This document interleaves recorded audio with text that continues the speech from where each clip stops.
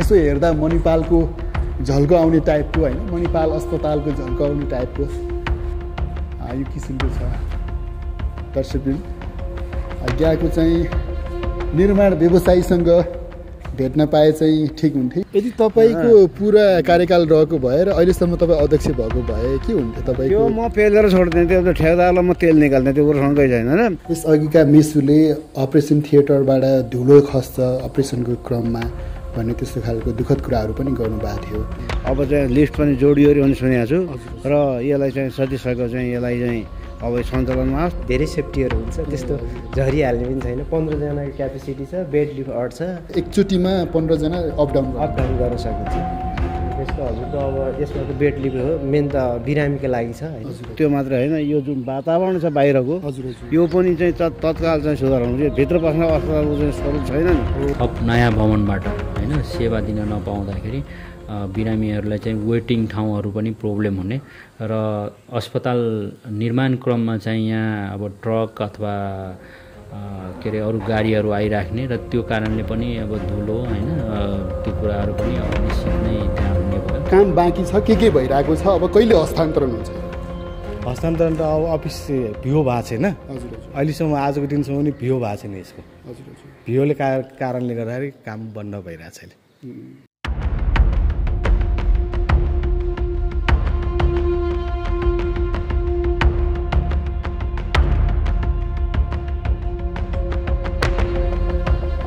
यो अस्पतालको संरचना लगभग सिद्धिन आँटेको छ। हिजो मात्र यहाँ लिफ्ट जोडिएको छ भन्ने कुरा चाहिँ जानकारीमा आइरहेको छ। यो लिफ्ट चाहिँ कस्तो किसिमको छ यो पनि हामीले यहाँहरूलाई चाहिँ देखाउने प्रयत्न गर्नेछौँ।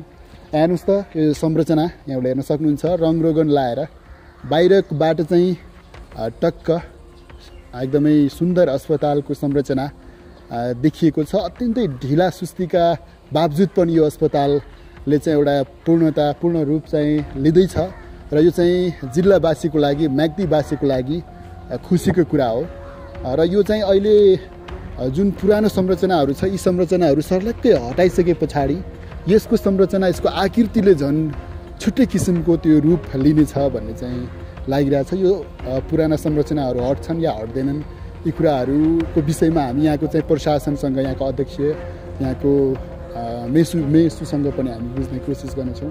हामी अस्पतालको भित्री संरचना कति बनेको छ, कति बाँकी छ वा कुन अवस्थामा चाहिँ यसको काम भइरहेको छ हामी बुझ्ने कोसिस गरिरहेका छौँ, यहाँहरूलाई देखाउने प्रयत्न गरिरहेका छौँ।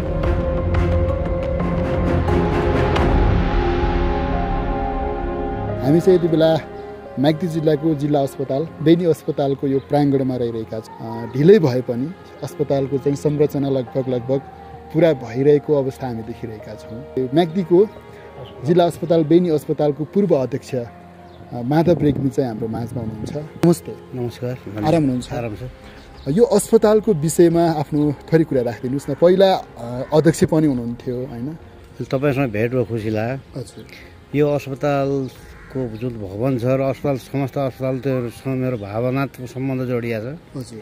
र यो बेनी जुन अस्पताल हो, म्याग्दी अस्पताल, यो अस्पतालको चाहिँ भवन निर्माणको क्रममा चाहिँ ठेक्कापट्टाको समयमा म यहाँ अध्यक्ष थिएँ। ठेक्कापट्टा भइसकेपछि ठेकेदारलाई अलिकति तताउने काम भयो। र कति सालमा तपाईँ यहाँको अध्यक्ष? 74 पछि होला। र यो अस्पताल भवनको शिलान्यास मेरो हातबाट भयो। र मलाई किनभने आफूले शिलान्यास गरेको कुरा, आफूले रोपेको बिरुवा मर्यो भने होइन, यो भवन कहिले बन्ला के बन्ला म चिन्तित थिएँ। तर ठेकेदारलाई पनि म तताइराख्ने। तर मेरो कार्यकाल जम्मा 16 महिना भयो। 3 वर्ष 2 वर्ष कार्यकाल हो। तर सरकार पल्टेपछि अब त्यो भयो होइन। भइसकेपछि यो अस्पताल चाहिँ अब हेर्नुहोस्, यी संरचनाहरू चाहिँ यता छन्। ती चाहिँ म अध्यक्ष भएको तत्काल चाहिँ गगन थापा स्वास्थ्य मन्त्री 1 करोड रुपियाँ निकास गरेर यी अस्थायी भवन सिर्जना गरे हो, बनाएको। त्यसको उद्घाटन पनि मैले गरेँ हो। अब अस्पताल भत्काइदिएकोले चाहिँ ठेकेदारले बिरामी राख्ने ठाउँ छैन।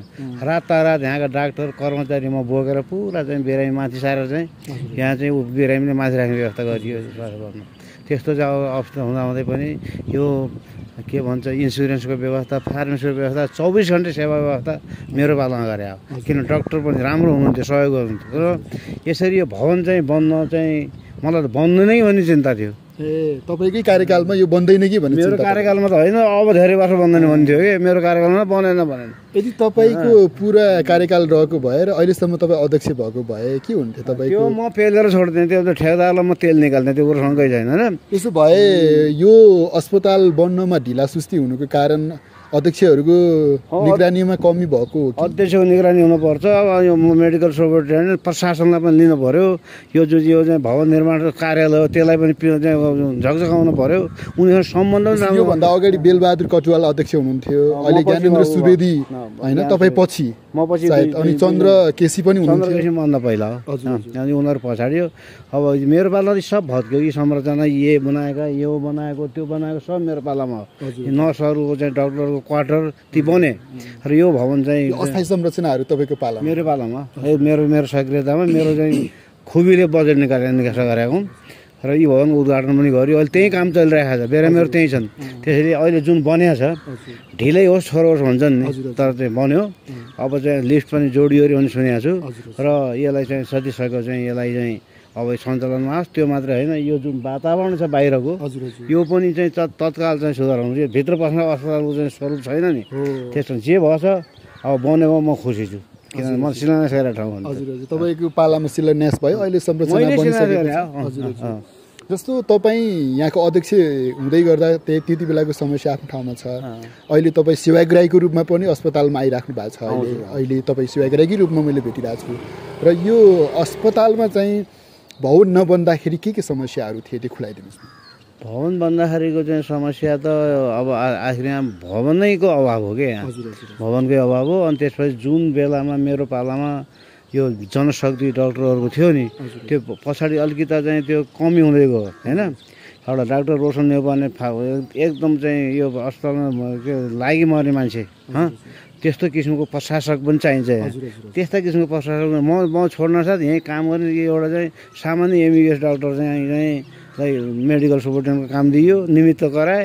त्यो बेलामा चाहिँ उनको भूमिका केही पनि भएन। जे गर्यो अध्यक्षले अध्यक्षको कामले प्रशासन चलाउने होइन नि होइन। मेरो पालाको र बेलबार पालाको चाहिँ परिस्थिति फरक पऱ्यो होइन। डक्टरको भूमिका डक्टर हुन्छ, अध्यक्षको भूमिका अध्यक्ष हुन्छ। इभन त मैले पाइप पनि मागेर लिएर आउँथेँ होइन। यस किसिमले चाहिँ अब अहिले र पहिलेको र अहिलेको जे थियो मेरो पालामा अब फरक त मैले केही पनि पाएन। झन् यहाँको संरचनाहरूको चाहिँ ध्वस्त भइरहेको छ। अब अस्पताल बन्यो, भवन बन्यो भने यसो स्वरूप परिवर्तन होला भने आशावादी छौँ हामी। अस्पताल बनेकोमा खुसी छौँ होइन। अन्तमा के भन्न चाहनुहुन्छ? अन्तमा चाहिँ अब यो अस्पताल चाहिँ पूर्णता पाउनलाई मलाई लाग्छ यहाँका राजनीतिक दल, प्रशासक, हामी सबैको पनि, पत्रकारहरूको पनि होइन ठुलो घचघचाउने ठुलो चाहिँ भूमिका छ। नत्र चाहिँ यो ठेकदार चाहिँ सुतेरै बस्थ्यो 2-4 वर्ष। त्यस कारण पत्रकारहरूले पनि बेला बेलामा चाहिँ आएर कार्यक्रम गर्ने, घचघच्याउने। अनि अब राजनीतिक दलकाहरू हाम्रो पाला हुन्छ उहाँहरू चाहिँ त्यसको चाहिँ उल्लिन खोज्ने, त्यो पनि लागे। अब प्रशासन पनि झकझकियो, भवन भयो माथि।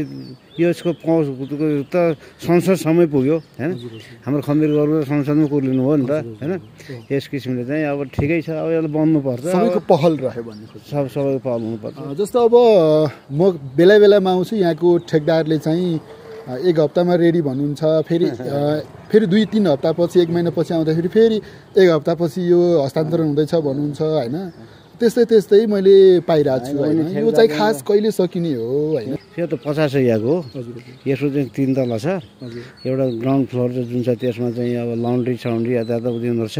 दोस्रो तलामा चाहिँ बिरामीहरू चाहिँ राख्ने छ। माथिल्लो तलामा प्रशासन सबैलाई समेट्ने किसिमको चाहिँ किचन सिचन 50 सय होस्टेल हो यो होइन। लिफ्ट सहितको राम्रो अत्याधुनिक छ यसको होइन। र जहाँ ठेकदारले तपाईँले भन्नुभयो नि अहिले हुन्छ, पहिले हुन्छ, पछि हुन्छ भन्ने कुरा ठेकदारको त चाहिँ फर्मुला हो। उनी साह्रै चाहिँ अब उनी चाहिँ गाली गरे पनि मुसुक्कै हाँस्ने, माया गरे पनि मुसुक्कै हाँस्ने, आफ्नो चाहिँ त्यो ढिलो पनि नछोड्ने चरित्र ठेकदार हुन्छ। तर काम गरे मैले त गर्दैन जस्तो लाग्थ्यो मलाई। यो मान्छेले काम गर्दैन जस्तो लाग्थ्यो मलाई है। तर गरे, यतिको गरे। अब नपुगे त अब ठेका तोडेर काम गरे हुन्छ नि त। नमस्कार। नमस्ते। आफ्नो परिचय दिनुहोस्। म रविन जोशी, हजुर, निर्माण व्यवसायी। हजुर, कति काम बाँकी छ, के भइरहेको छ, अब कहिले हस्तान्तरण हुन्छ? हस्तान्तरण त अब अफिस भिओ भएको छैन हजुर हजुर अहिलेसम्म आजको दिनसम्म नि भिओ भएको छैन यसको हजुर हजुर भिओले कारणले गर्दाखेरि काम बन्द भइरहेको छैन भिओको जुन क्वान्टिटीहरू छ त्यो काम हामीले गरिरहेको छैन के काम अहिले चाहिँ चलिरहेको छ त्यो खुलाइ अहिले त हाम्रो भयो जतिको काम सकिसकेको छ हामीले गर्नुपर्ने काम जति यसको संरचना बाहिरको त्यो जुन नालीका कामहरू बाँकी नै छ यसको गेट बन्ने हो कि होइन गेट पनि तपाईँहरूले बनाउने हो गेटको काम पनि भइसकेको छ बाहिरबाट हेर्दा यो अस्पतालको संरचना अत्यन्तै राम्रो सुन्दर देखिरहेको छ होइन भित्र आउँदाखेरि चाहिँ अब यहाँको डक्टरहरू एकदमै आतुर छन् बिरामीहरूलाई बाहिर शास्ति नै छ बाहिर शास्ति छैन डक्टरहरूले यहाँ यो के अरे अर्को ब्लक त युज गरिराखेकै छ अहिलेसम्म छोडिदिएको छैन हजुर हजुर आतुर उहाँहरू आतुर हुनुहुन्न उहाँहरू तपाईँहरूलाई चाहिँ अब यो भुक्तानीको समस्याहरू हुनसक्छ काम गर्ने निर्माण व्यवसायहरूलाई भुक्तानी लिइसकेका छौँ हजुर हजुर अब 3% त्यो फाइनलमा लिने हो हजुर हजुर भिओ भएपछि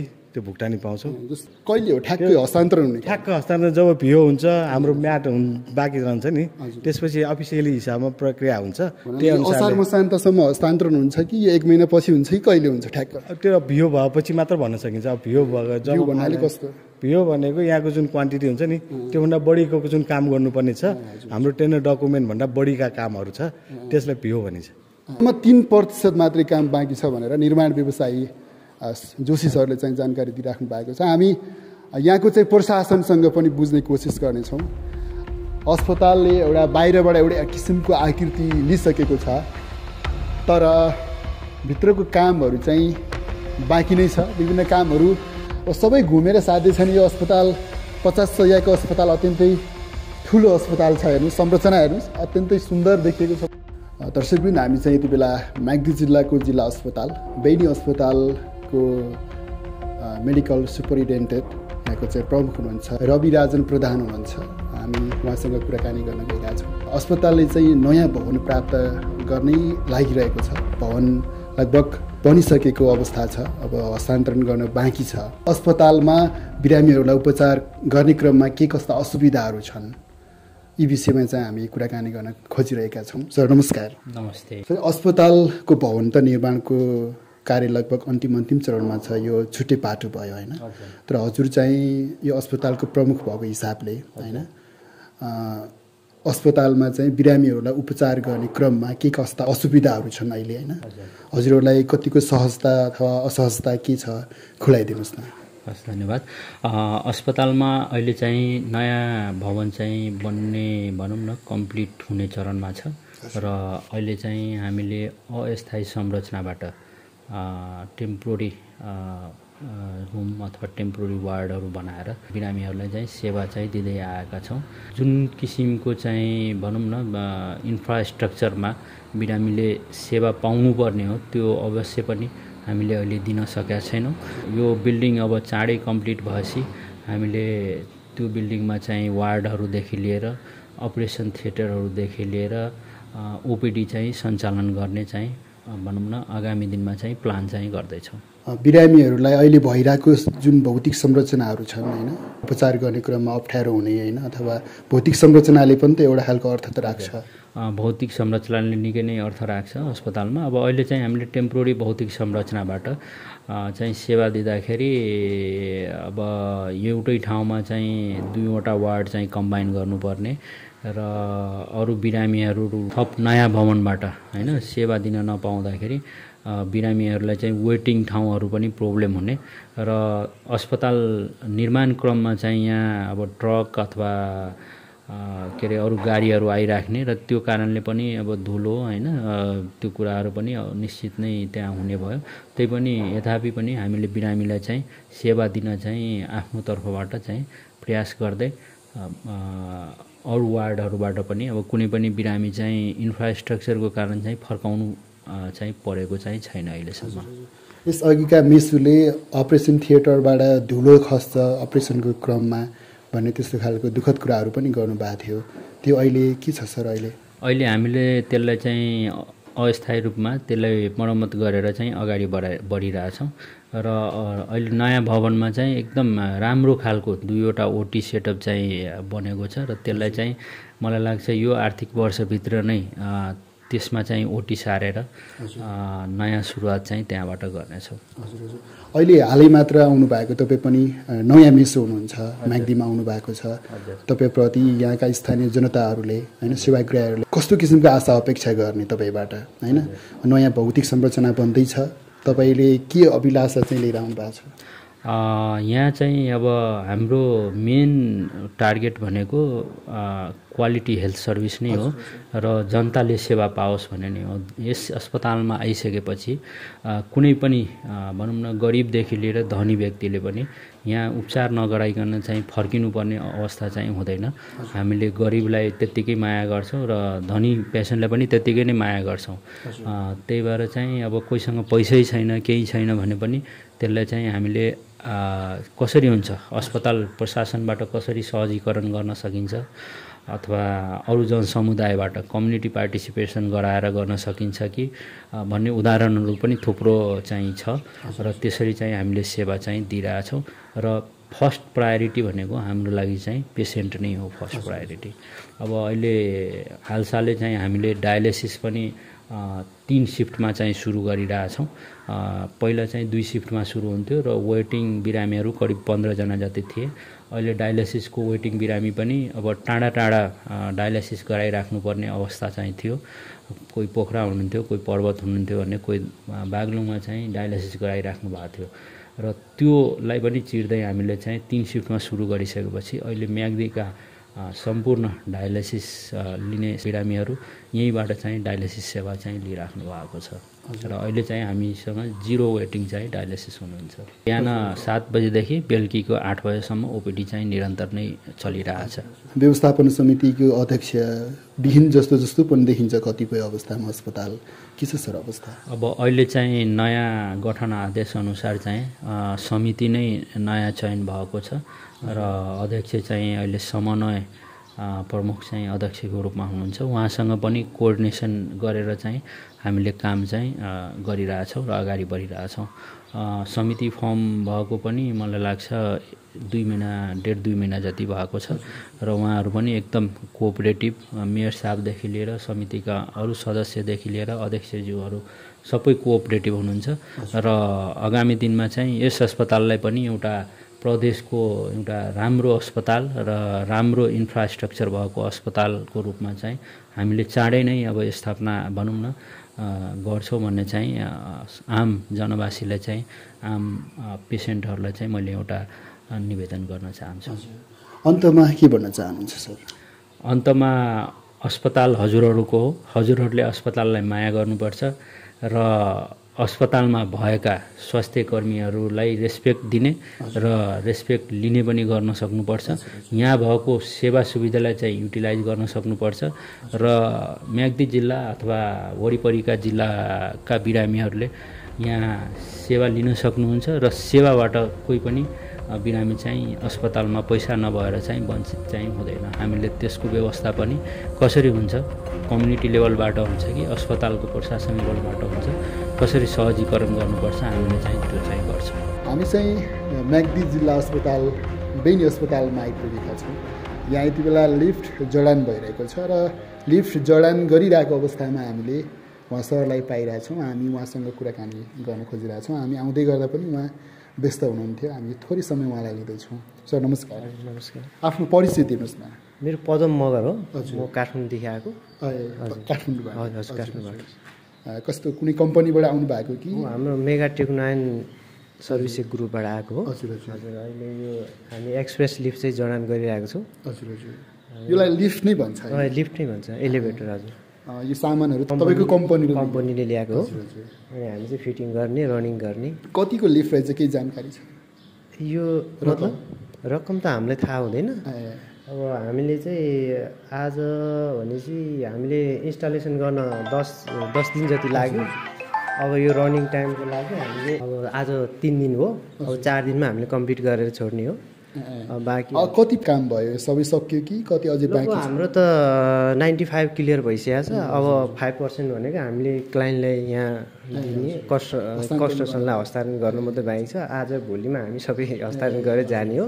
बाँकी ह्यान्डओभर गर्ने काम कन्स्ट्रक्सनको हुन्छ है त्यही हो भनेपछि लगभग सकिया छ यो चाहिँ अब चालु हुन्छ लिफ्ट हैन हजुर हजुर एक दुईवटा कुराहरू हामी हेर्दैछौँ अब लाइनको कुराहरू सबै 5% काम बाँकी छ 5% मात्रै छ लिफ्टको काम त सबै क्लियरै छ अनि यो लिफ्ट चाहिँ कस्तो खालको हो तपाईँ त यही काम गरिराख्नु भएको छ होइन कुन क्वालिटीको हो यसमा कस्तो समस्या आउन सक्छ होइन कति समयसम्म यो चाहिँ नबिग्रिने केही त होला नि होइन यो लिफ्ट मेसिनरी चिज हो होइन अब नबिग्रिला भन्न सकिँदैन अब कुनै कुरा अब आफू हामीले पनि अलिकता सेपरेट भएर चलाउनु पर्ने हुन्छ अब यस्तो खुल्ला छ यो कुरालाई हामी यहाँ त उ गरि नै हाल्छ ब्लक गरिहाल्छ नि अब युज गर्ने पनि राम्रोसँग गर्नु पर्यो होइन अब यो चाहिँ हाम्रो अहिलेसम्म चाहिँ त्यस्तो बिग्रिएरै ऊ भएको कारण चाहिँ हामी अहिलेसम्म छैनौँ होइन म पनि धेरैवटा लिफ्टमा काम गरेर आएको मान्छे हो है यसमा कुनै प्रब्लम आयो भने यसको इन्डिकेटर त छ होला नि यहाँनिर यो समस्या भयो हरू छ होइन तपाईँको जस्तै लाइन गएको बेलामा अटोमेटिक रेस्क्यु गर्ने होइन कुनै मान्छे पनि नआउने अब तपाईँको अटोमेटिक रेस्क्यु भनेर सबै फ्लोरमा त्यही हो फ्लोरमा गएर रोकिदिन्छ नियमित बत्ती चाहिँ चाहियो नियमित बत्ती त चाहियो अब तपाईँ बत्ती चलिरहेको बेलामा बत्ती गइहाल्यो भने पनि तपाईँको ब्याकअप सिस्टम हुन्छ उसले आफ्नो फ्लोरमा लगाएर खोलिदियो तपाईँहरूले ब्याकअप राखिदिनु भएको छ ब्याकअप छ कुन हो ब्याकअप योले धान्छ धान्छ मजाले धान्छ सानो छ धेरै तल जाने भन्ने कुरा हुँदैन तपाईँको नियरेस्ट फ्लोर कहाँ हुन्छ त्यहाँ लगेर रोकिदिने काम हुन्छ त्यस्तो खस्दै गर्दा जहाँ छ त्यस्तो पनि छैन हाम्रो धेरै सेफ्टीहरू हुन्छ त्यस्तो झरिहाल्ने पनि छैन 15 जनाको क्यापेसिटी छ बेड लिफ्ट अट्छ एकचोटिमा 15 जना अप डाउन गर्न सकिन्छ त्यसको हजुरको अब यसमा त बेड लिफ्ट हो मेन त बिरामीको लागि छ होइन म्याग्दी जिल्ला अस्पतालमा आएर यो काम गर्नु भएको छ होइन तपाईँहरूलाई धेरै धेरै धन्यवाद दिन चाहन्छु जिल्लावासी र हाम्रो तर्फबाट पनि तपाईँलाई धन्यवाद केही समस्या आयो भने तपाईँको कम्पनी तपाईँको प्रतिनिधि तपाईँहरू आएर महिनामा ऊ 2 चोटि 3 चोटि कति समयसम्म थियो हाम्रो लगभग 2 वर्षसम्म त हुन्छ कुनैमा अब यसमा चाहिँ 18 कति छ होला समथिङ अब सबै कुराहरू आइपुगेको छैन अब यो ह्यान्डओभर गर्ने बेला सबै पेपरहरू आइहाल्छ तपाईँ कम्पनीको प्रतिनिधि हो कि के हो म कम्पनीको प्रतिनिधि भन्दा नि हुन्छ डाइरेक्टर अब सबै मेकानिकलहरूदेखि लिएर सबै कुराहरू चेक जाँच गरेर मैले नै फिनिसिङ गरेर दिने हो आजसम्म काम सुरु गर्दाखेरिको समय भन्दाखेरि 15 दिनभन्दा अगाडि गएको छ 15 दिन अगाडि तपाईँलाई जानकारी आएको तपाईँले यो मतलब 15 दिनसम्ममा हामीले सबै कम्प्लिट भएको छ अब कन्स्ट्रक्सन कामले 1-2 दिन रोक्यो होला तपाईँहरूलाई अर्डर आएको कहिले यो काम लिफ्ट जोड्न पर्यो भनेर अर्डर त हामीलाई यो सामान बन्नै लाग्यो होला 30 दिन जति लगभग 40 दिन 45 दिनमा त यो सामान आएर क्लियरै भइसकेको छ